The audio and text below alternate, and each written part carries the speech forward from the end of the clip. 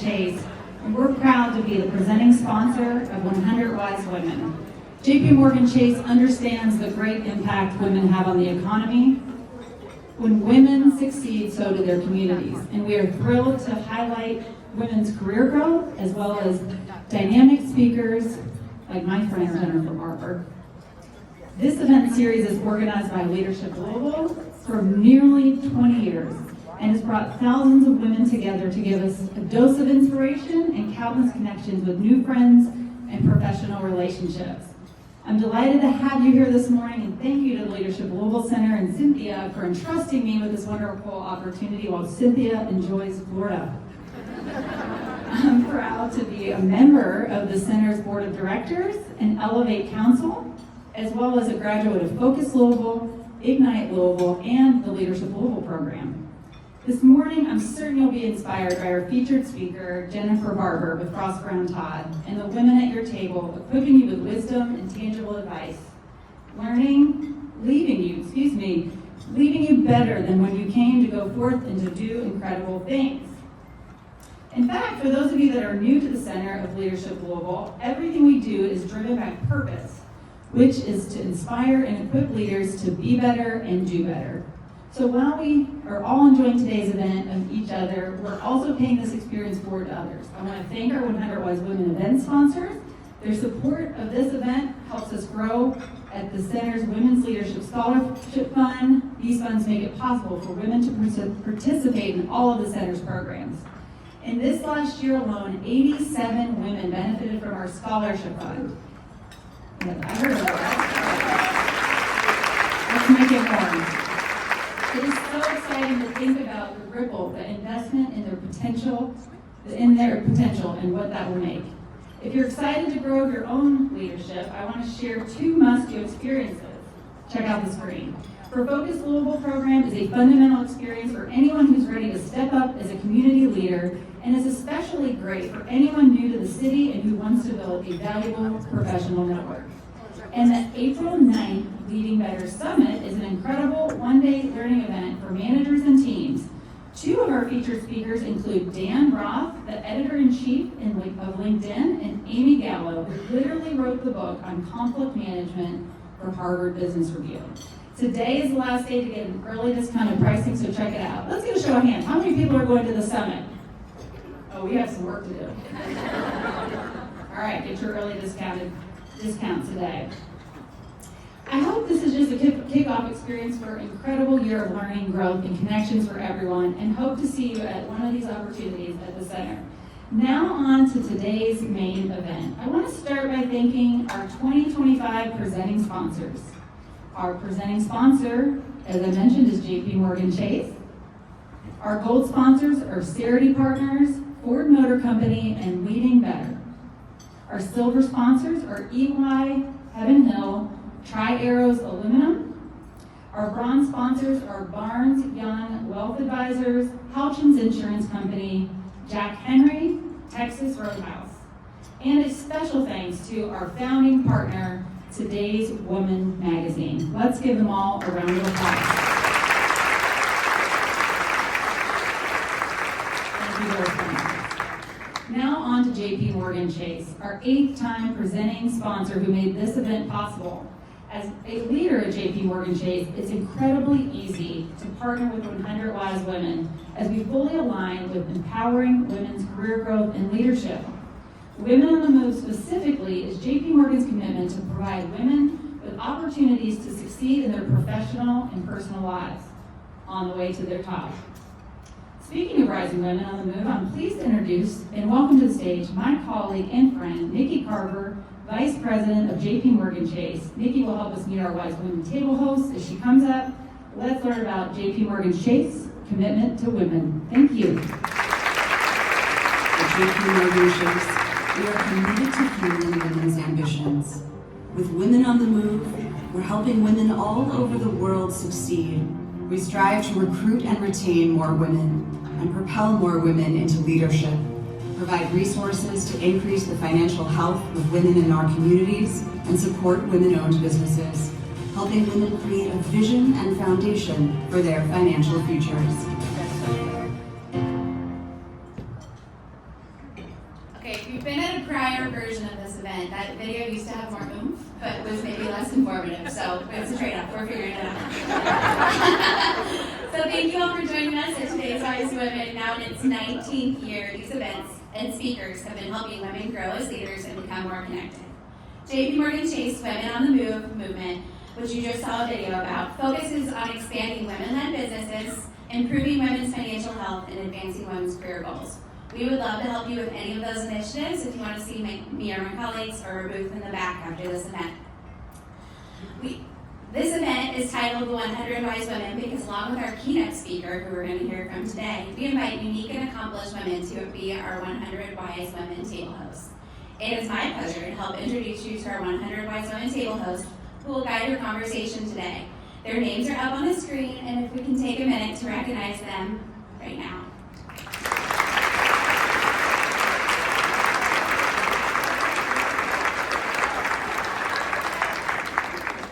And now, it is my absolute pleasure to introduce today's speaker. I usually don't like to read these things, but Jennifer Barber's bio is so impressive that I'm going to have to read it so I don't mess anything up. When we talk about wise women, women who lead with impact, influence, and integrity, Jennifer Barber is the definition.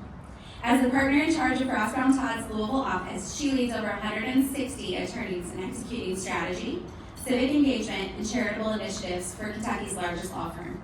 Her leadership extends far beyond the legal world. She is a powerhouse in economic development, tax law, public policy, advising businesses on how to navigate complex tax landscapes, and leveraging economic incentives. Her expertise has earned her recognition in Best Lawyers in America, Super Lawyers, Business First of Louisville, where she was named an enterprising woman to watch, 40 Under 40 honoree, later earning her a place in their Hall of Fame, and most recently on Business First 2025 Power 50. I was also just reading that.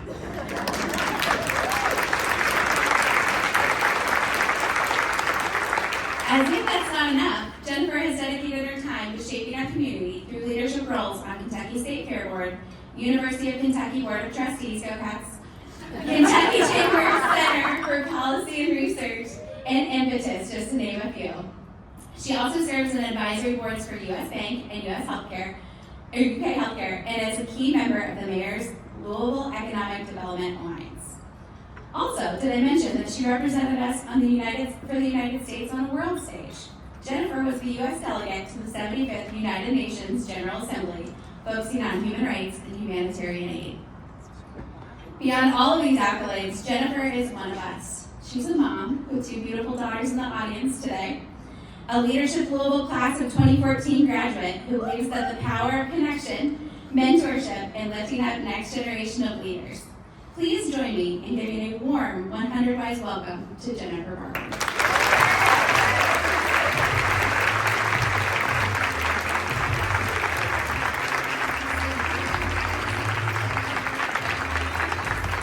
Good morning, everybody. Gosh, thank you so much, Nikki, and thank you to Leadership Louisville for having me here today.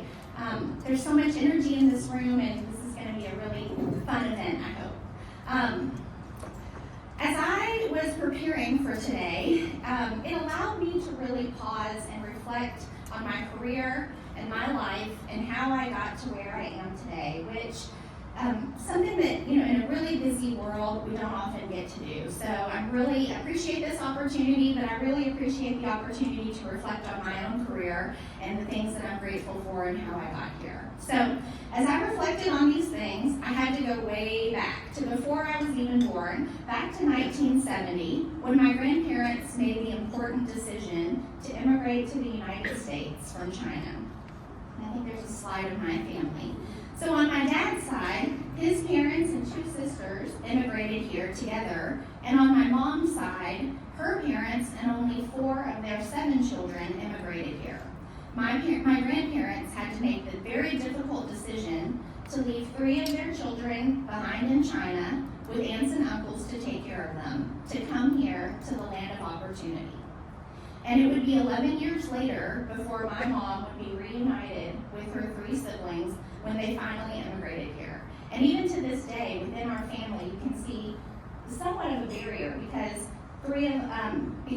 some of them speak better English than the others, and there's a difference between that 11-year barrier from coming here later. So that's a little bit about my family, but if you fast forward, it's 1981, and after working in other Chinese restaurants all over the country, my grandparents and parents, who were not fluent in English, made their way to Frankfort, Kentucky. And with the money that they had saved, they opened China Walk, which was my family's restaurant. There's some photos of me working in the restaurant.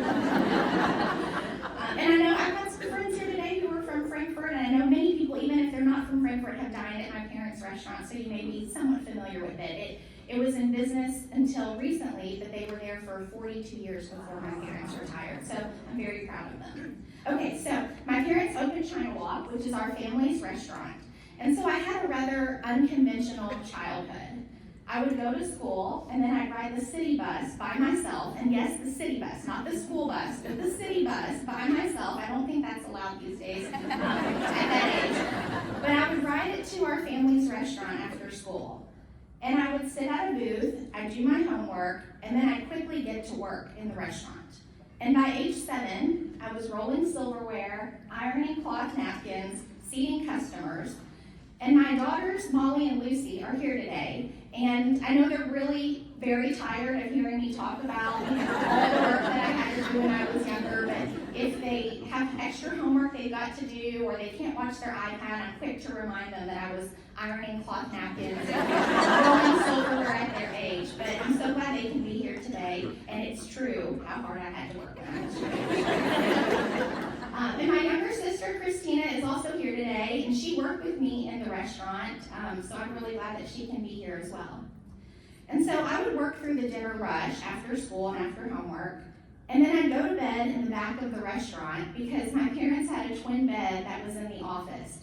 And every night around 11 p.m., after the restaurant was closed and we cleaned, my parents would carry me from the twin bed at the restaurant to the car and then to our home without me waking up, and I go straight to sleep until the next morning. And to this day, I'm a great car sleeper. Like, if I'm in the car for more than 30 minutes, I will fall asleep in the car, and I'm a very sound sleeper, and we think this is probably why. And I share all of this with you all to say that I come from a family who has instilled in me the importance of courage, sacrifice, and having a strong work ethic. And my days working in the restaurant would teach me invaluable people skills and even negotiating skills that have carried with me throughout my life.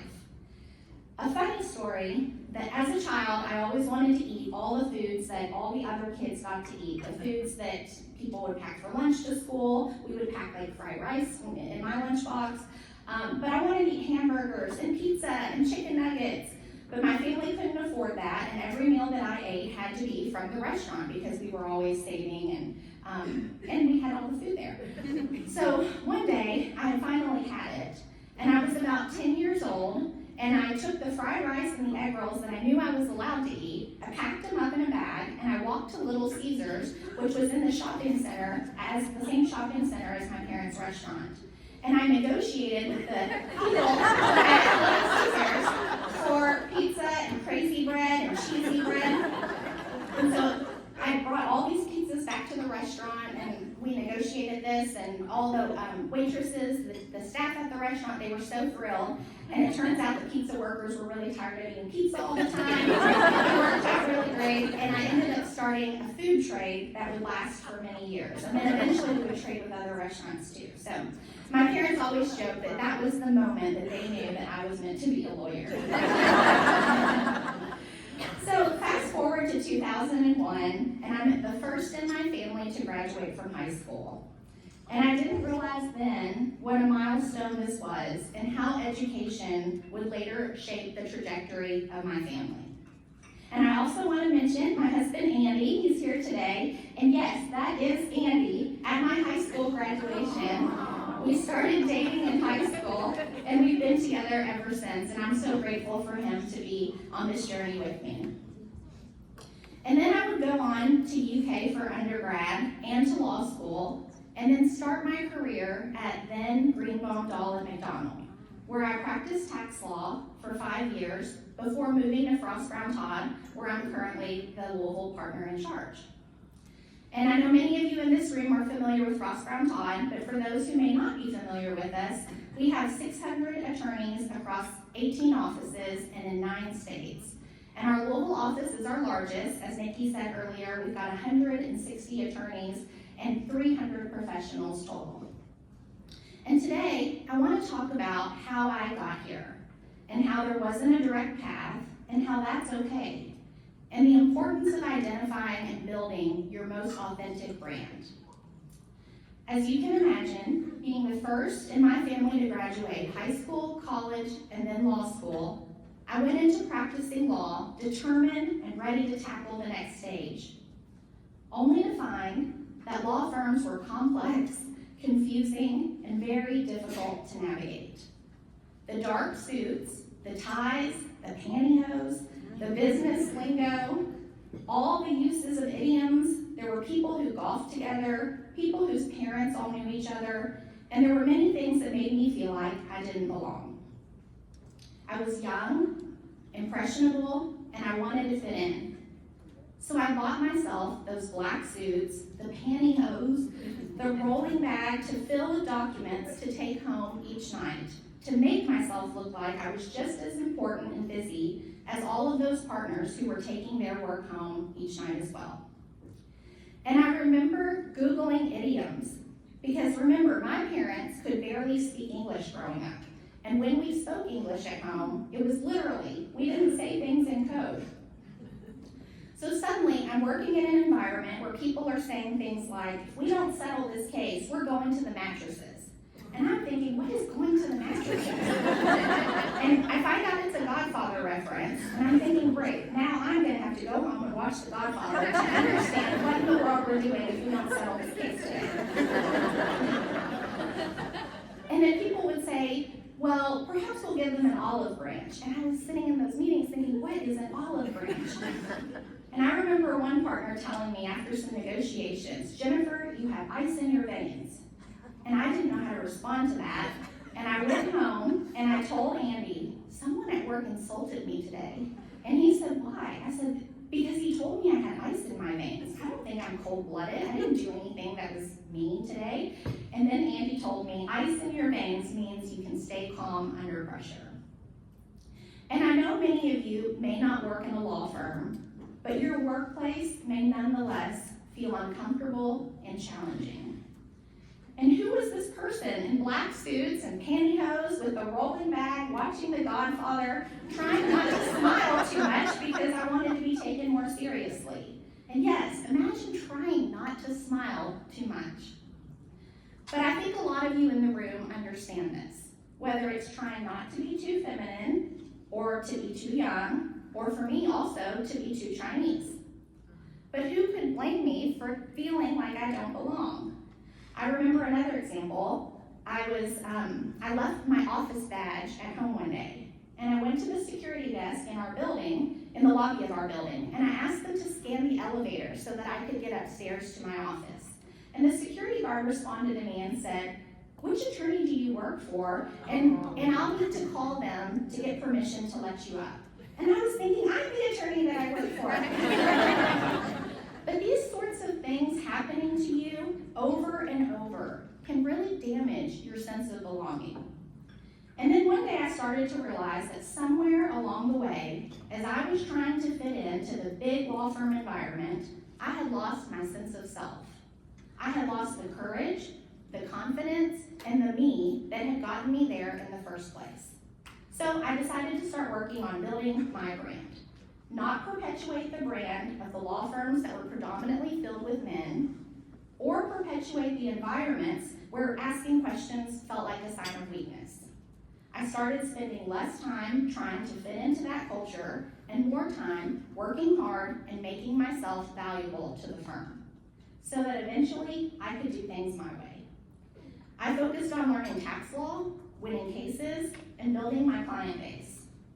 I knew I wanted my brand to be fun and feminine, smart and confident, humble enough to ask questions, someone who didn't need to know all the answers, And I wanted my brand to be hardworking and approachable, someone who could lead with compassion and empathy. And I wanted my brand to reflect the love that I have for my family and my friends and my faith. So, as I started working and making my way up the ladder, I got rid of those black suits, the pantyhose, which were horrible, and the rolling bag. I smiled more, wore the colorful patterned dresses that I liked, and if I didn't understand an idiom, I then had the confidence to just ask what it meant instead of watching a 3-hour movie to try to understand it. I started to lean into the things that I liked and the things that I wanted to be associated with and part of my brand.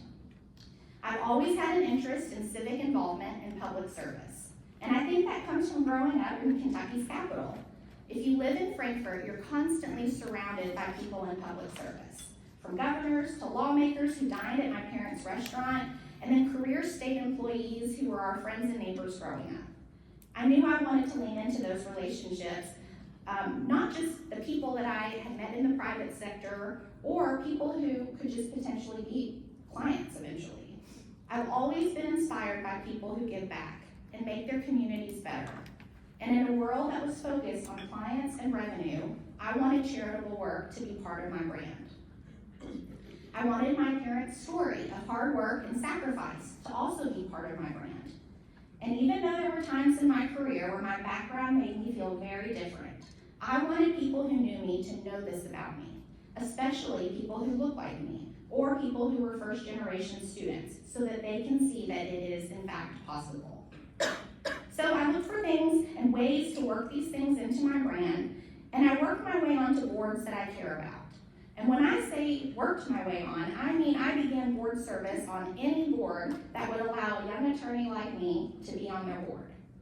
I then learned how boards work, how to be a good and engaged board member, how to build consensus, when to ask questions in public meetings versus behind the scenes, and the relationships that I made on boards were relationships that led me to other boards later. I served on many volunteer boards, and then I started to get invitations to join bigger boards and paid boards, and boards, most importantly, that I was passionate about, like the UK Board of Trustees, because of my passion for education, or the Kentucky State Fair Board because of my passion for economic development and impact. And as a young professional, boards were a great way for me to get into the room with people that I would not normally have interacted with early in my law practice. I also found ways to give back to the community. I volunteered for organizations that I care about, served at church, and leaned into social media despite my older and more risk-averse colleagues being very skeptical about it. I started to bring my kids to the office. And one time, after a very powerful sermon that I heard at church, I stopped working on Sundays cold turkey so that I and everyone who works with me can rest on the Sabbath.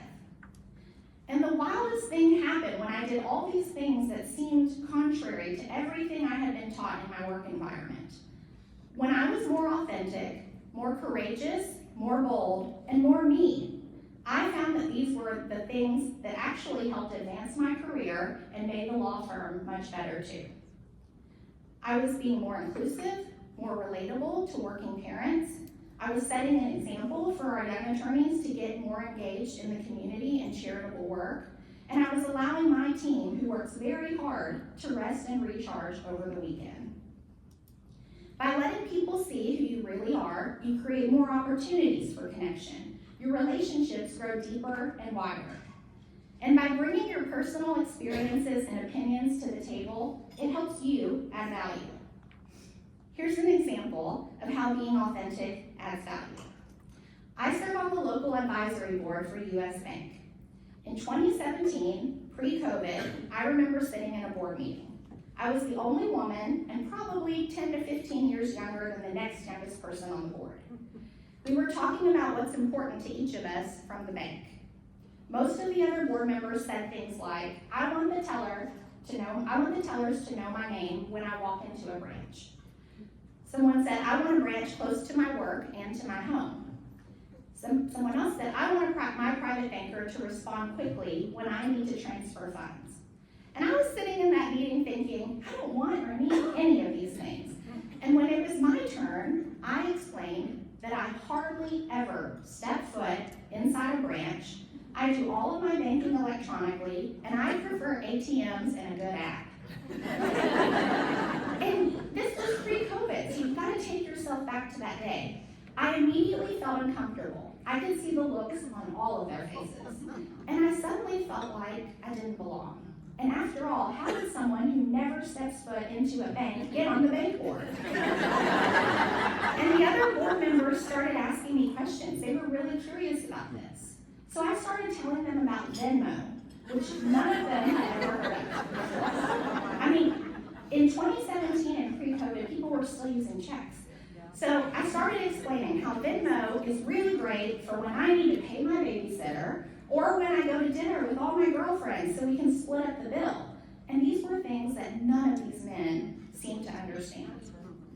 I remember leaving that meeting and thinking, I sounded so stupid. Paying my babysitter, dinner with my girlfriends, I sounded so young and so feminine. But shortly after that, the bank helped launch Zelle through its app, and I was asked to be part of a focus group to provide feedback about mobile payment apps. Suddenly, me being me turned into value for the board, the company, and its customers. They invited me to an all-employee market meeting to share what was then my very unique and interesting feedback about banking without a brick-and-mortar branch. But then COVID hit, and we all learned how to bank electronically. And I like this example for two reasons. Because it shows how your personal experiences and opinions can add value. But also, it shows how my colleagues at the bank leaned in to what I had to say. It may have seemed very foreign to them at the time, but they were open-minded and curious about my feedback, and we collectively used it to better the customer experience. So either be the person in the room who says something that adds value, even if it doesn't feel like it at the time, or be the person in the room who listens and is open to experiences and opinions that are different from yours. Okay, so being authentic feels really good. It adds value to your workplace, the boards that you serve on, but what else does being authentic or having an authentic brand do for your career? So let's fast forward to now 2019. I have lots of things on my resume in addition to practicing law. I had experience and connections in higher education, athletics, banking, economic development, and public policy. I had been in leadership roles, I created strategic plans, and solved problems. I had unknowingly and unintentionally created a resume that reached far beyond the legal community. And I had been praying that the Lord would use me in a meaningful way. Throughout my life and career, I've always leaned on the Lord to guide me. And one day, U.S. Ambassador Kelly Craft, someone I met from serving on a board together, reached out to me about serving as a U.S. Ambassador to the United Nations. And I couldn't believe it. It was the American dream that one generation later, this daughter of immigrants could represent the United States on the global stage and make a difference in the world.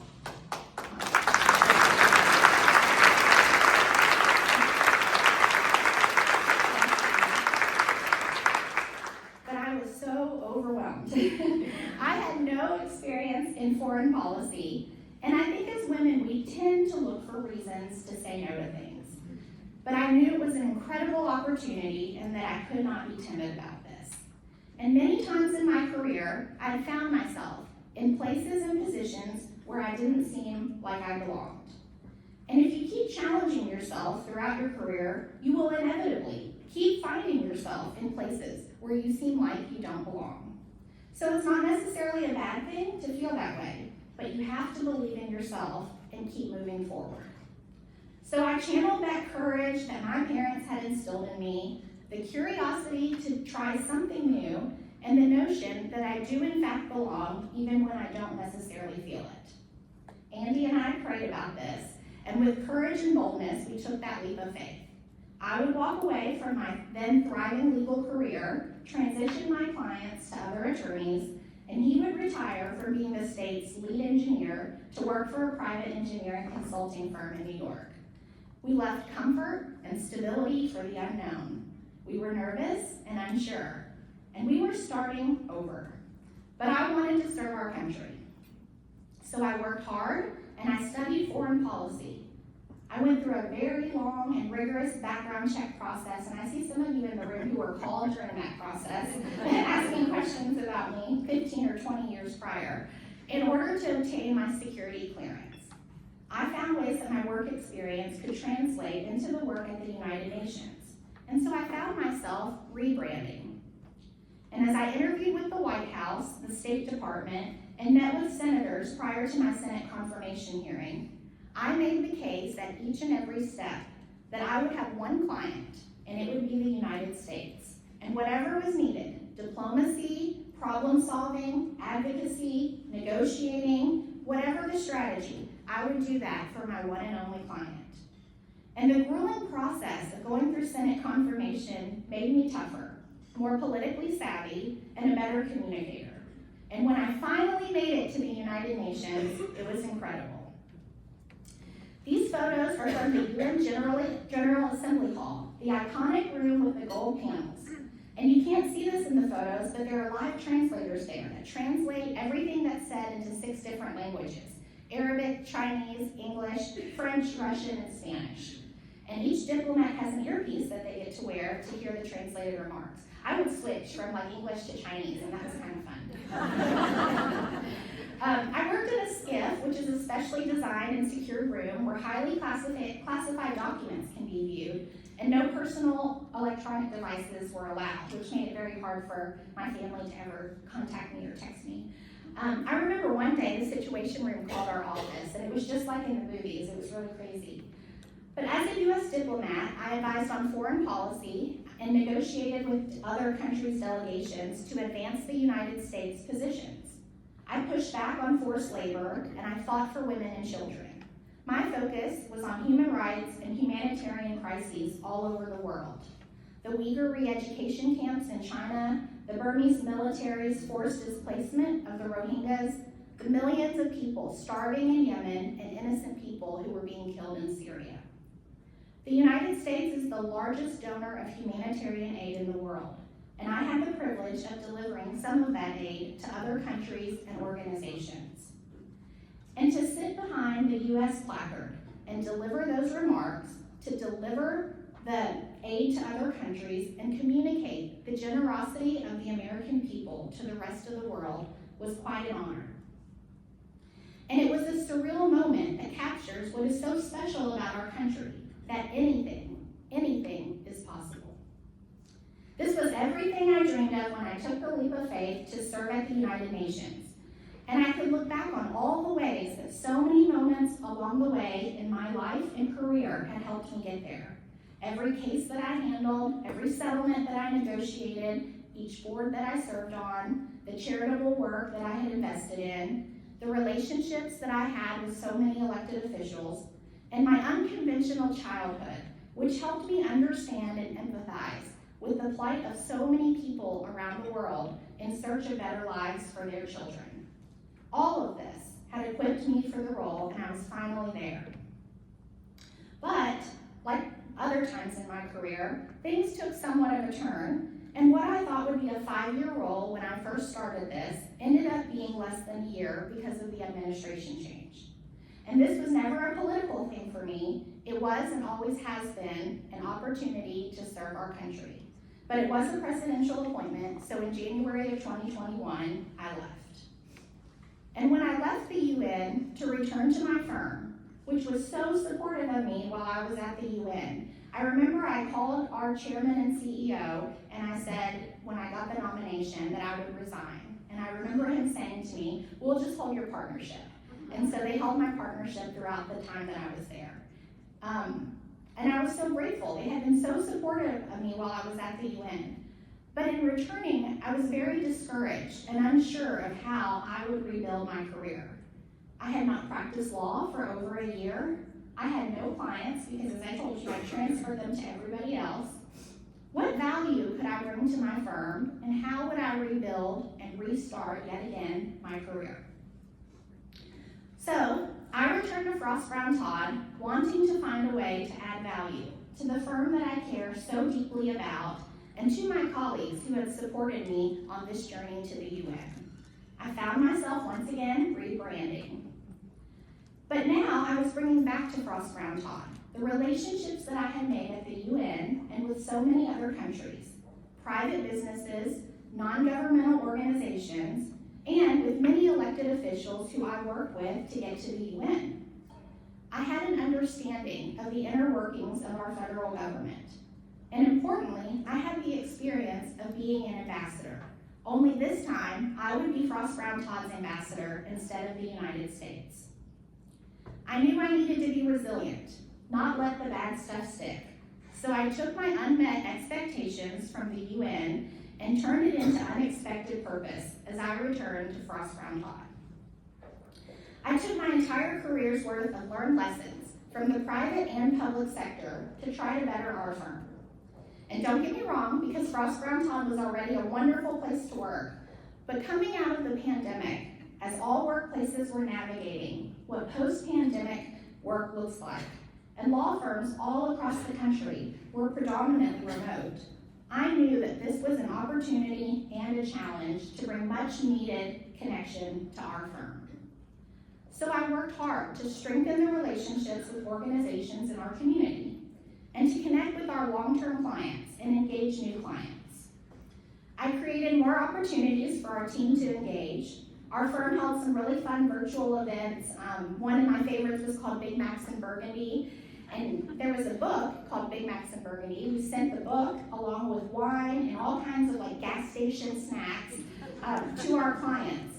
And then the author of the book and a famous sommelier joined us to pair Twinkies and Uncrustables with wine. It was really fun.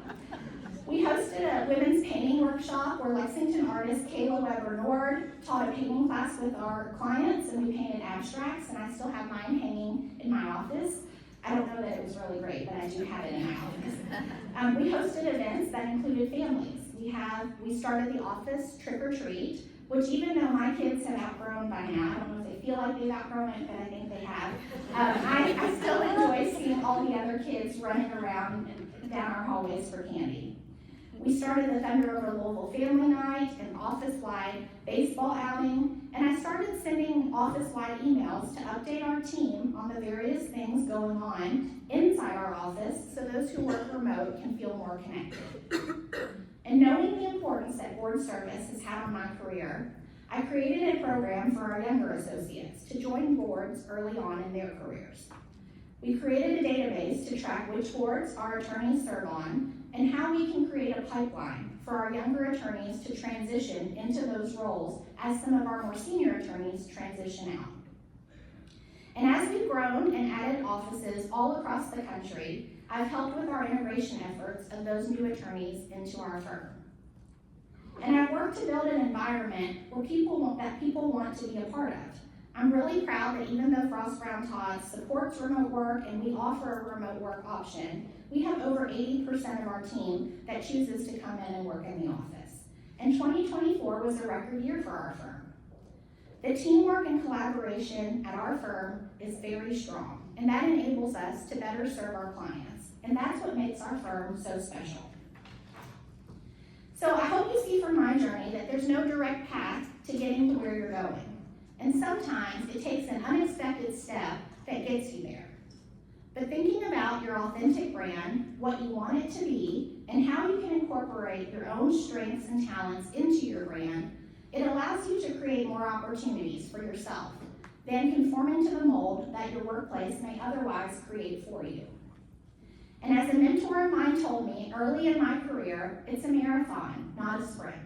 And I'm going to add to that the marathon is filled with lots of obstacles too. But being able to adapt and finding the courage and boldness to try new things and take the next right step, and the next right step after that is critical.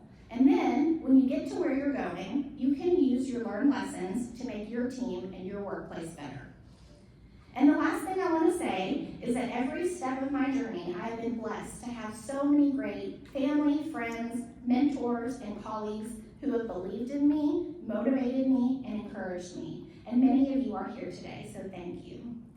They often saw potential in me that I didn't see in myself. And surrounding yourself with people who lift you up versus hold you down is so important. And when you have the opportunity, I hope that you'll look for potential in others and be that person who helps someone else's light shine. Thank you all for letting me share my story with you today.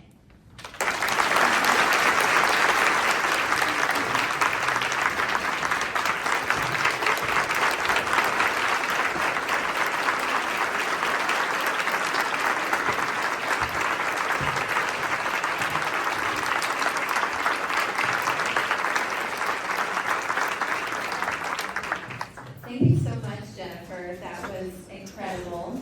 Hi, everyone. My name is Holly Craker. I'm the Chief Operations Officer for the Leadership Louisville Center. And wow, this has been an incredible morning. Thank you, Jill and Nikki, for kicking us off. And Jennifer, that was so amazing.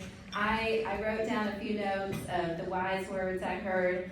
There were some words, courage and confidence, which is kind of in our DNA at the Leadership Louisville Center, and curiosity, like, really stuck out to me. Asking questions isn't a weakness, it's how we learn, and there is power in not knowing everything. That was some of the things I took away from your remarks, and I'm excited to have some table conversations, and everyone had the experience of what did you learn and take away from Jennifer's remarks, and that is really one of the things that makes 100 Wise Women so valuable, are the conversations that you get to have now at your table. So you've got a table host that's got some questions to kind of get the conversation going. Everybody should introduce themselves and get to know each other at the table. There are some cards with Sharpies where you can capture your wise words. So we're going to give you some time to have those conversations. Take note of your wise words, because we're going to have a little opportunity to share some of those with the whole room after some time. So enjoy, and we'll be back shortly.